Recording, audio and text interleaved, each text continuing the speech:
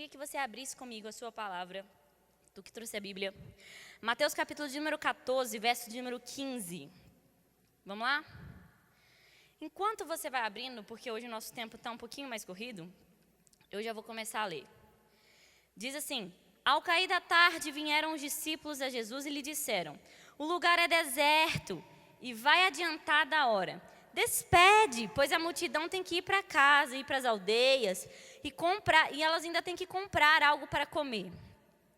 Jesus, porém, lhes disse: não precisam retirar-se, não é para mandar eles embora. Dê vocês mesmo algo a eles de comer. Então disse: trazei o que vocês têm. E eles disseram: não temos nada senão 5 pães e 2 peixes. E tendo mandado que a multidão se assentasse sobre a relva, tomando os 5 pães e os 2 peixes, erguendo os olhos ao céu, o abençoou. Depois, tendo partido os pães, deu aos discípulos e à multidão. Todos comeram, se fartaram, os pedaços sobejaram, recolheram ainda 12 cestos cheios. Quantos? 12. 12 cestos cheios. E os que comeram foram cerca de 5.000 homens, além das mulheres e crianças. Cara, eu amo esse texto. É a primeira vez que tem a multiplicação dos pães e dos peixes, dos famosos McFish. E eu sou fã de McDonald's. Toda mensagem agora eu estou falando uma coisa que eu sou fã. Eu podia ser patrocinada por cada um desses. Mas está valendo, não sou. E, gente, minha barriga está enorme, né? Eu ia fazer uma piada que eu estava gordinha, mas não é gordinha, é só a Manuela. Ore por mim, pelo meu partinho, em nome de Jesus, amém. Eu já estou orando, está chegando perto, e eu estou dizendo para mim: agora vai ou vai, está na hora. Encara, entrou, vai ter que sair. Mas eu estou bem tranquila, mas eu sei que pode. Ore por mim, Senhor, abençoa minha pastora, que ela fique tranquila, que dê tudo certo, que venha na hora certa. Não adianta falar: pastora vai vir em dezembro, e se vier em dezembro? Não vai vir, em nome de Jesus. Só depois de janeiro, porque dezembro é prematuro e está repreendido, em nome de Jesus, amém. Tá. Bom, nós costumamos falar muitas coisas, principalmente nas mensagens, nos nossos discipulados, durante a nossa vida, sobre como fazer para ter um relacionamento com Jesus. O que a gente deve fazer para isso? Mas a gente fala pouco sobre o que a gente não pode fazer dentro do nosso relacionamento com Jesus.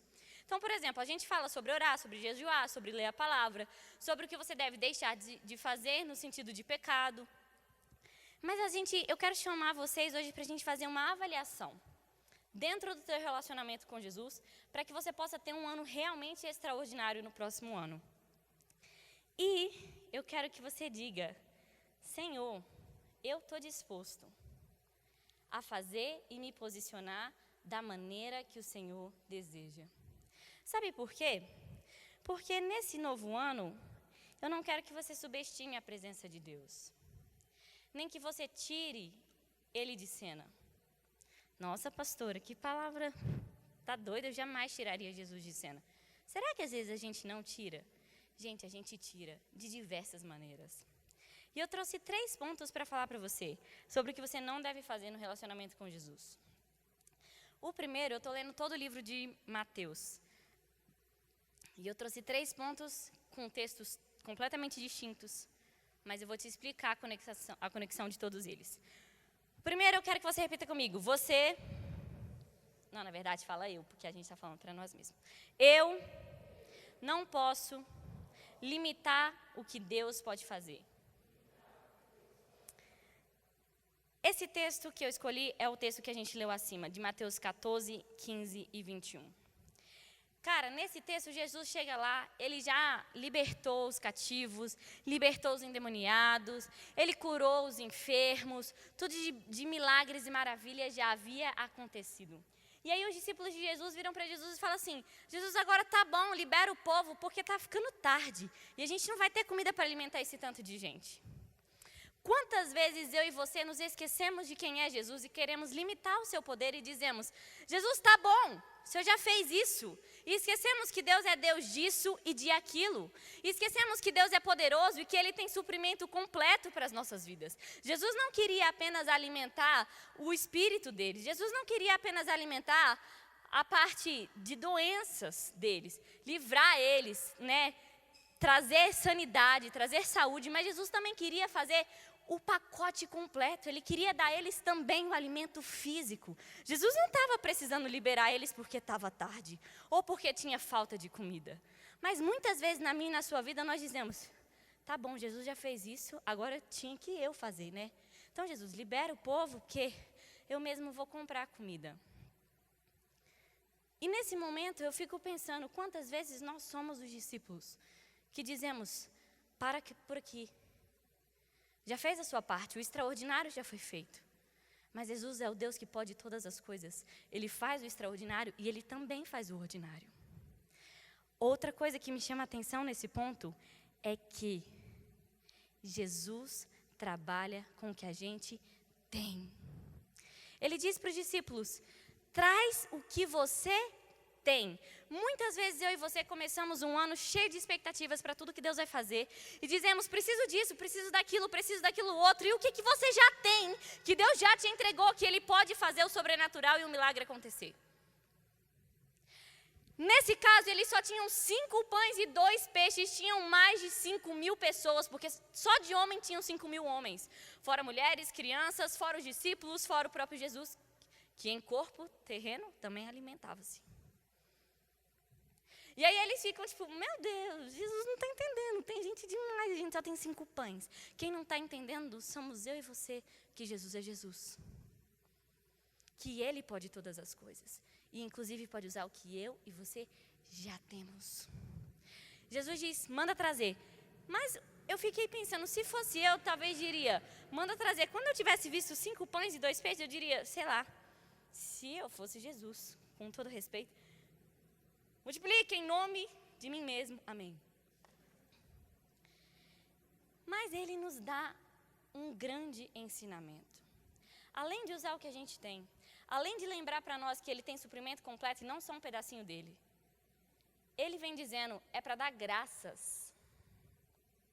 Ele pega os 5 pães e os 2 peixes e em nenhum momento na Bíblia você vai dizendo, Ele dizendo, multiplica, aumenta, cresce. Ele dá graças ao Pai. O que Deus colocou na tua vida que você só consegue ver desse tamanhozinho, bem pouquinho, insuficiente, precário? E tudo que você e eu precisamos fazer é ser gratos. Gratos pelo que Ele já nos deu. Levantar e erguer como Ele ergueu aqueles 5 pães e 2 peixes e disse, Pai, eu te sou grato. Quando aqueles 5 pães e 2 peixes desceram, após essa oração de gratidão, sabe o que acontece? Eles começam a distribuir os McFish. E começam a dar McFish para todo mundo. McFish, McFish, McFish, McFish, McFish, McFish, McFish, McFish. Menina, esse povo deve ter comido 1, 2, 3, porque só de sobra teve 12 cestos cheios. Deus tem para a tua vida em 2020 abundância. Deus tem para a tua vida em 2020 o sobrenatural. Deus tem para a tua vida em 2020 saúde grande. Deus tem para a tua vida em 2020 recursos grandes. Deus tem para a tua vida ministério grande. Mas Ele está dizendo, meu filho, para de me limitar e vê se espera, usa o que você tem e me agradece pelo que eu já te dei. É lindo. Caraca, eu fico pensando, 5 pães, bendito o menino que levou uma matula grande. Glória a Deus pelos generosos, que ele pensou numa matula big, devia ser gordinho. 5 pães para uma pessoa só e 2 peixinhos. Gostava de comer. Era farto. Mas Ele é um Deus sobrenatural. Ele é um Deus que está dizendo para você hoje, vem, me chama. Não precisa despedir a tua família, não precisa despedir os teus amigos, não precisa vir para mim com o coração quebrado dizendo, Jesus já foi. Jesus, olha, já não deu certo esse ano, não vai dar certo ano que vem. Não, mas vem para mim e acredita que eu sou um Deus de suprimento completo. Não, mas vem para mim e acredita que eu sou um Deus que usa o que você tem. E você sendo grato de coração, eu vou fazer o transbordar de Deus na tua vida. Semana passada, não, foi retrasada. Amanhã é domingo? É, retrasada. Semana retrasada, eu estava com um desafio muito grande, mas o Ricardo, cara, bebê gasta muito. Tem milhões de coisas para serem compradas. Jesus amado. E esse mês nós viajamos, teve o chazinho dela e eu tive que comprar um monte de últimas coisas, porque sempre aparece alguém e fala, já tem isso? Tem que comprar, é muito importante. E eu falando para o Ricardo, você usava isso? Nem eu, então não precisa. Gente, é muita invenção, o povo tem milhões de coisas. Mas, gente, coração de mãe é besta e é mesmo, agora eu estou entendendo, a gente quer tudo. Aí, a gente acaba comprando algumas coisas. E a gente precisava de um recurso extra. E eu falei para o Ricardo, como uma boa administradora, esposa de um marido que é contador, eu disse, a gente precisa de um milagre. Mas a gente também tem que ter um plano B, porque, caraca, a fatura vai ser dia 30 e a gente precisa de um baita de um milagre. E o Ricardo disse, Jesus amado, a gente se meteu num rolo. Amor do céu, só que não era um rolo, gente, porque eu precisava das coisas, a menina vai nascer, tinha que chegar a tempo. E aí eu falei, Jesus amado, a primeira coisa que a gente é tendente a pensar é, o que eu posso fazer humanamente? O que eu vou vender? O que eu vou mexer? O que eu vou pedir emprestado? O que eu vou resolver? E aí a gente começou. Daí daqui a pouco o Ricardo falou assim, amor, vamos fazer uma oração. E eu falei, vamos fazer uma oração. E aí a gente terminou de orar, caraca, e eu sabia que era impossível. Só era possível se Deus realmente fizesse. Tipo, a gente precisava de um valor 3x e a gente não tinha nem 0x para 3 virar 1 e 1 virar 3. Não tinha. Quando deu, eu precisava do dinheiro para segunda-feira. Quando deu domingo, o Ricardo foi convidado para participar de um negócio aqui, de um casal aqui da igreja. E o Ricardo passou mal a noite toda, no outro dia eu tinha consulta e tudo. Ele nem conseguiu ir. Aí me chega o recado do meu pai ligando. Vocês vêm almoçar? Venho, segunda-feira é óbvio que eu faço a comida e o rango lá na minha mãe, né? Menos um dia para cozinhar. Aí, corri para casa dela, fui comer o rango. Meu pai fala, os irmãos mandaram um negócio para vocês, um envelope. Falei, eita, glória a Deus. Cara, domingo à tarde, eram 5h35 da tarde. A gente fez uma oração, Senhor, faz um milagre. Ou então dá-nos uma ideia brilhante, porque a gente precisa do dinheiro para amanhã. Beleza. Chego na casa da minha mãe, aí o cara fala, glória a Deus, aleluia e tal, né? E a gente, amém. Quando a gente abre o envelope, não era R$1 a mais, não era R$1 a menos, era exatamente o valor que nós havíamos pedido. Aí eu te digo, esse é o Deus que está preocupado, não apenas no dia que eu estou deitada nos seus pés fazendo a devocional, mas Ele está preocupado com todos os detalhes da minha vida. E do mesmo jeito como Ele está preocupado com a minha, Ele está preocupado com a tua. Só que muitas vezes nós dizemos, tá bom aqui, Jesus. Olha, o Senhor pode cuidar de todas as áreas da minha vida, mas no namoro deixa que cuido eu. Igual os discípulos, despede o povo. Tá tarde, eles ainda têm que comprar coisa para comer. E Ele está dizendo, se me entregar essa área, vou fazer o extraordinário. O que é que Jesus está dizendo para você hoje? Me entrega, filho, me entrega. Mas Jesus, eu tenho tão pouco. Para Ele, o pouco é muito. Mas Jesus não vai dar, para Ele sempre dá. O que é que está faltando você exercer fé? Pastor, eu preciso de um emprego. Eu atendi uma moça essa semana e ela estava me contando vários milagres na vida dela. E aí ela falou assim, porque eu tinha expectativa de que ia trabalhar esse ano. Passei o ano todo sem trabalhar, numa profissão, mas gastei o ano inteiro cuidando das coisas do Senhor e Deus superabundou. Nada, absolutamente nada me faltou. Aí eu falei para ela, você tem o desejo de trabalhar? Ela falou, tenho, dentro da tua área? Acredito que sim, na verdade, primeiro eu pensava que eu ia ganhar o recurso assim. E eu falei para ela, Deus, gente, é um Deus de detalhes. Ele se importa com o desejo mais íntimo do meu e do seu coração. Falei para ela, Deus é um Deus que Ele pode continuar fazendo você viver na tua vida todo o suprimento que você precisa, só para você continuar trabalhando na obra. Mas Ele é um Deus que também, se deseja o teu coração trabalhar e for o plano dEle, Ele pode abrir uma porta de milagre para você. Sabe, Deus se importa.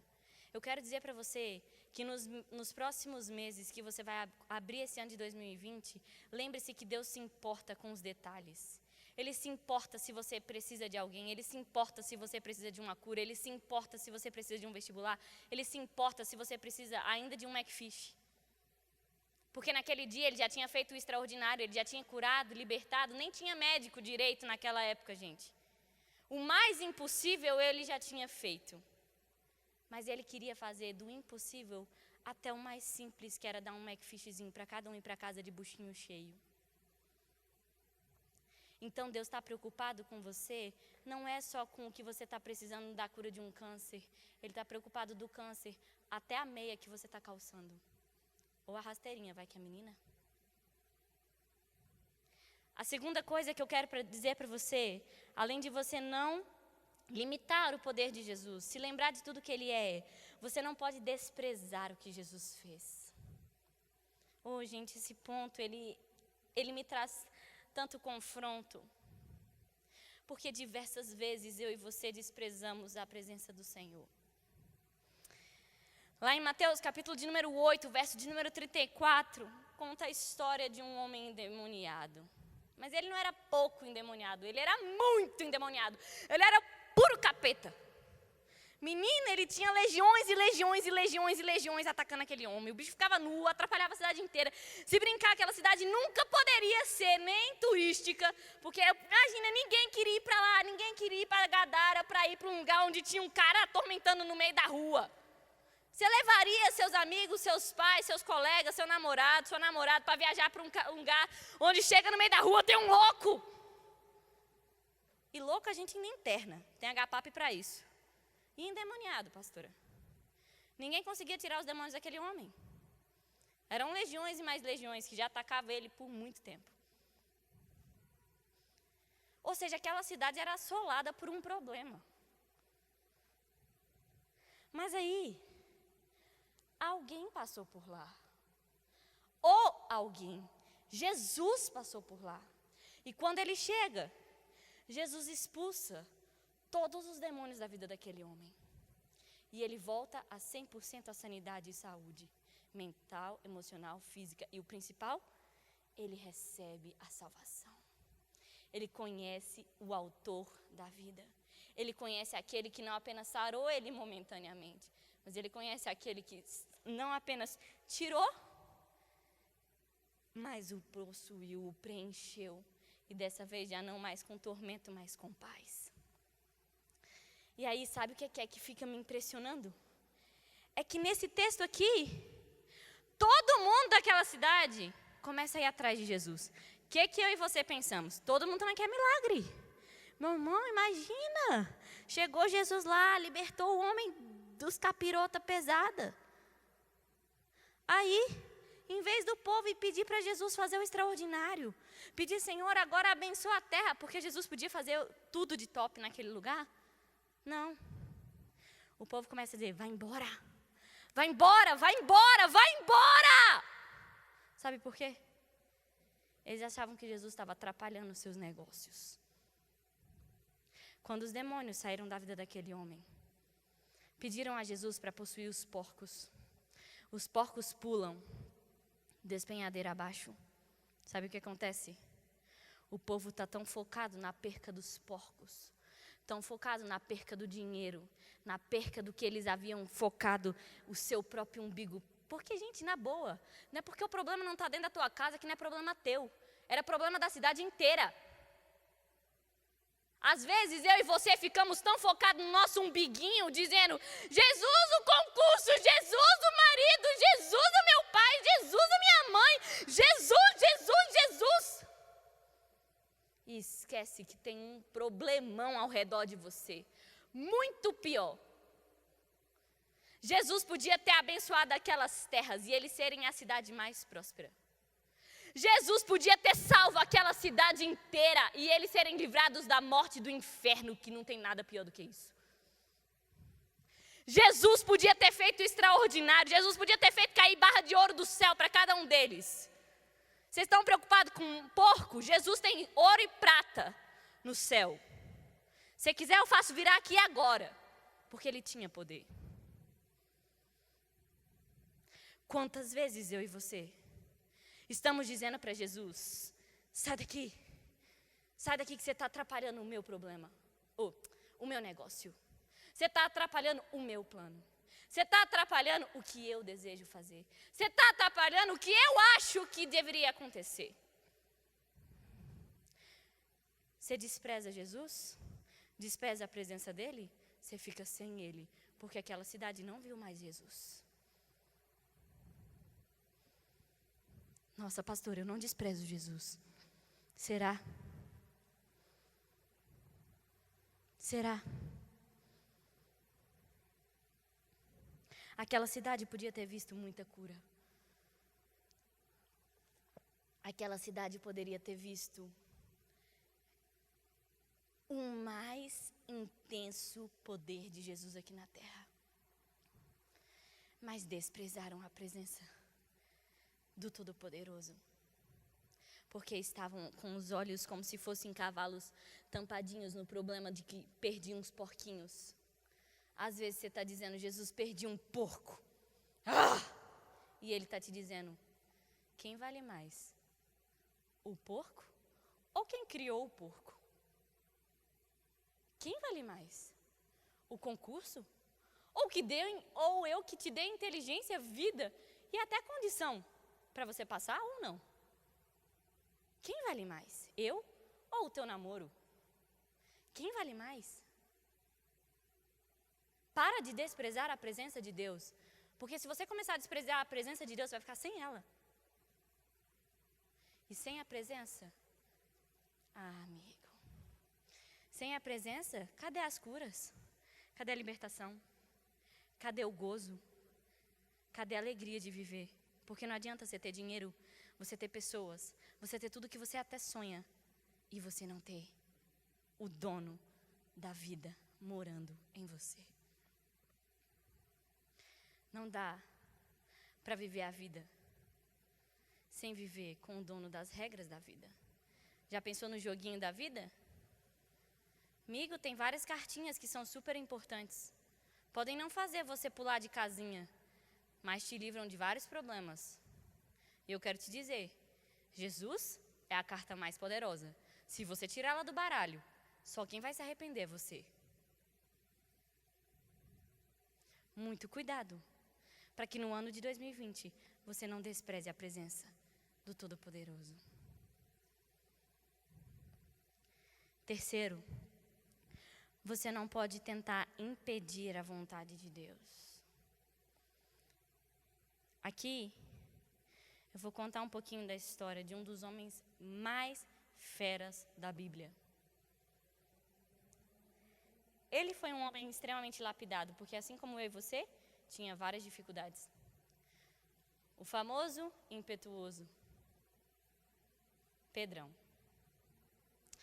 Mateus capítulo número 16, verso 21 e 22.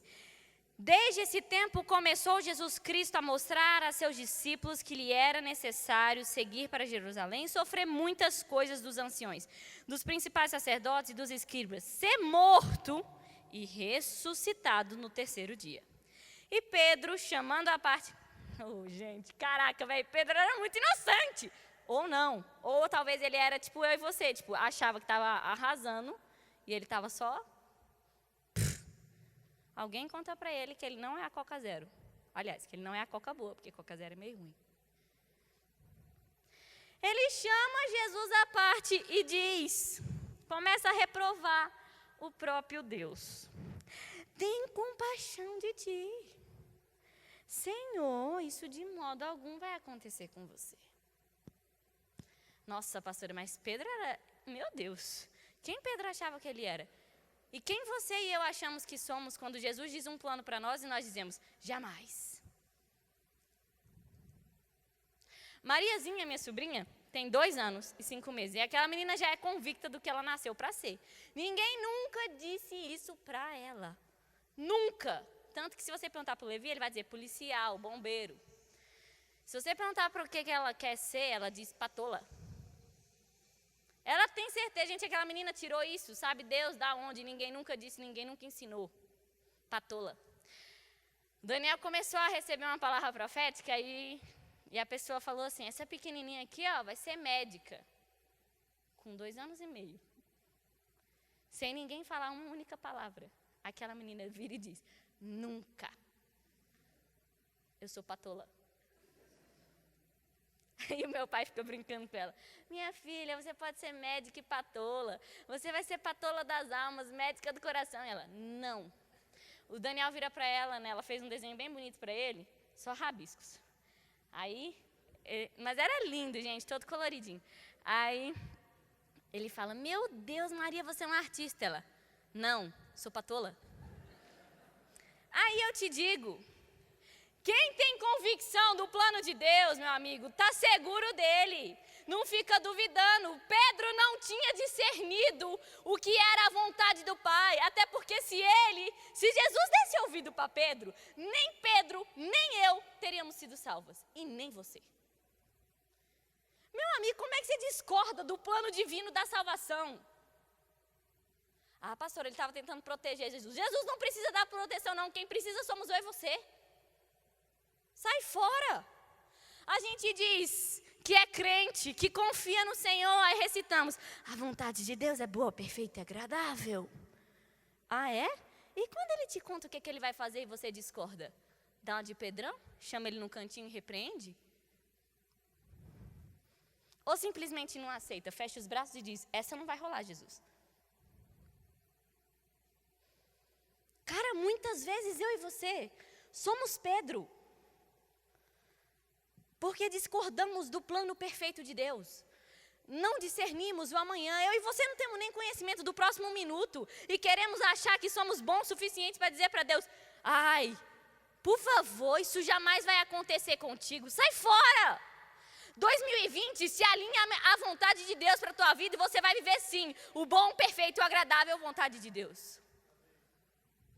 Agora, se você ficar tentando fazer igual o Pedrão, vem cá, Jesus, deixa eu te contar. Não precisa disso. Ah, precisa. Tudo o que eu e você mais precisamos é da vontade perfeita dele. A vontade perfeita traz salvação. A vontade perfeita sabe o antes, o durante, o depois. A vontade perfeita traz abundância. A vontade perfeita tem noção do todo, enquanto eu e você não sabemos nem um palmo à nossa frente. E aí? Vai confiar? Amigo, a gente precisa que a vontade de Deus se cumpra. E precisa muito. Por isso que nós desafiamos vocês a fazer um tempo de devocional. A apresentar diante de Deus os planos. Pastora, eu não posso planejar? Claro que você pode. Eu não posso sonhar? É claro que você pode. A Bíblia diz que o homem sim faz planos. É digno, é justo e é até devido. Só que você apresenta esses planos ao Senhor.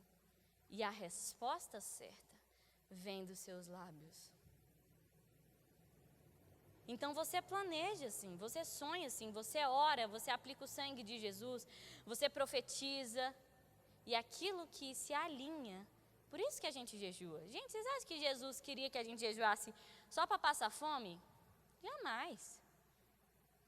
O jejum alinha a minha e a sua vontade à vontade de Deus. Não muda a vontade de Deus.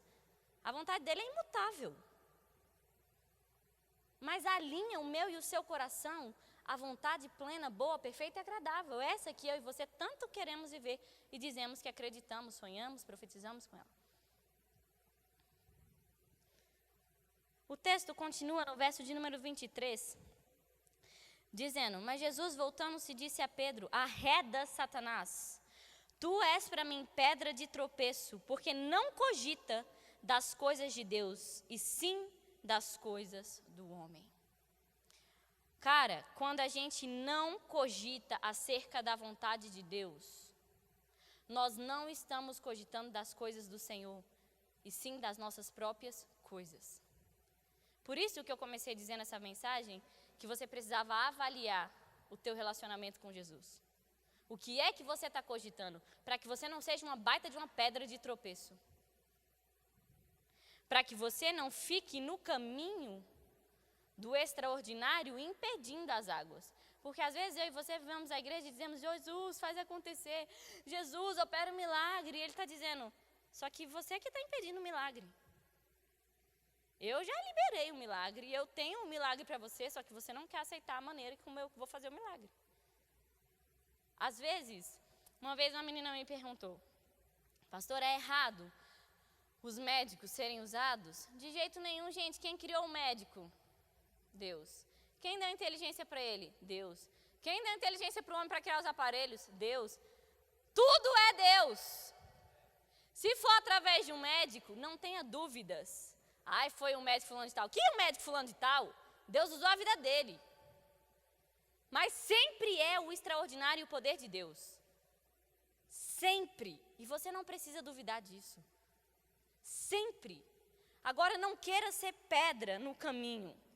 Não queira impedir o plano perfeito do Senhor. Para que você não ouça como Pedro ouviu. Arreda Satanás. Você não está cogitando das coisas do Senhor. Se quisermos seguir Jesus de verdade, nós temos que negar a nós mesmos e tomar a nossa cruz para segui-lo. Negar a si mesmo e tomar a cruz nunca foi uma tarefa fácil. É uma tarefa bem difícil e desgastante. Porque costumeiramente, quando a gente pede o plano de Deus, costuma vir quase sempre o oposto do que a gente está esperando. Mas sempre a resposta é perfeitamente positiva. E aí é a hora que a gente começa a se alegrar. E aí é a hora que a gente vê, Deus, obrigada. Obrigada por não me deixar estragar tudo. Porque Ele nos deu livre-arbítrio, gente. Ele nos oferece o plano perfeito. E nos permite escolher. E nessa noite eu gostaria de concluir para que a gente pudesse orarmos juntos. E eu quero concluir com mais uma história, mais um texto em Mateus. Dessa vez, Mateus capítulo de número 16, verso de número 1 a 4. Diz assim: aproximando-se os fariseus e os saduceus, tentando-o, pediram-lhe que mostrasse um sinal vindo do céu. Ele, porém, lhes respondeu: chegada a tarde, dizeis, haverá bom tempo, porque o céu está avermelhado. E pela manhã, hoje haverá tempestade, porque os céus estão vermelho, sombrio. Sabeis, na verdade, discernir o aspecto do céu, mas não podeis discernir os sinais do tempo? Uma geração má e adúltera pede um sinal, e nenhum sinal lhe será dado, senão o de Jonas, e deixando-os, retirou. Tem um texto bem próximo a esse, mas eles pedem um sinal milagroso em Mateus capítulo de número 12. Muitos daquela geração queriam um sinal da parte de Jesus, para provar que Ele mesmo era o sinal. Engraçado, porque às vezes a gente fica pedindo a Deus uma coisa extraordinária e esquece que o extraordinário já está concreto e perfeito do meu e do seu lado, morando no meu e no seu coração. Manda o sinal, manda o sinal, manda o sinal. O sinal já era o próprio Jesus. Jesus já era o sinal de Deus para os homens. O povo queria sinal, esquecendo que já estavam falando com o próprio sinal. Poxa vida, quantas vezes eu e você queremos de Deus, Senhor, me mostra que Tu és Deus. Meu amigo, Ele já mostrou, você está vivo. Esse já é o maior sinal. O maior sinal é que Ele morreu na cruz, morreu por você, morreu por mim, te salvou e te livrou da vida do inferno. Esse já deveria ser o maior sinal, o melhor sinal. Na boa, eu e você, a gente não devia estar pedindo sinal nenhum. Jesus era o próprio sinal. Jesus era o próprio Deus. Para de querer ficar pensando o que é que Jesus pode fazer, desprezando o que Jesus já fez, ou dizendo para Jesus, não vai fazer o que você tem que fazer. Porque na primeira história, povo não queria acreditar que Jesus poderia fazer. Estava bom o que Jesus já tinha feito. Na segunda, desprezam Jesus. Manda ele embora, focados em si mesmos. E na terceira, não percebe que no plano perfeito, tudo que a gente precisa é que seja feito. Eu quero que você se levante. E nós vamos fazer uma oração hoje. Tudo que eles ansiavam era uma realidade de um Cristo. E o Cristo já estava presente à sua frente. Jesus está aqui essa noite. Ele está te pedindo o que é que você tem. O que é que deseja a tua alma para que eu possa fazer. O que é que você precisa que seja feito. Me entrega o controle.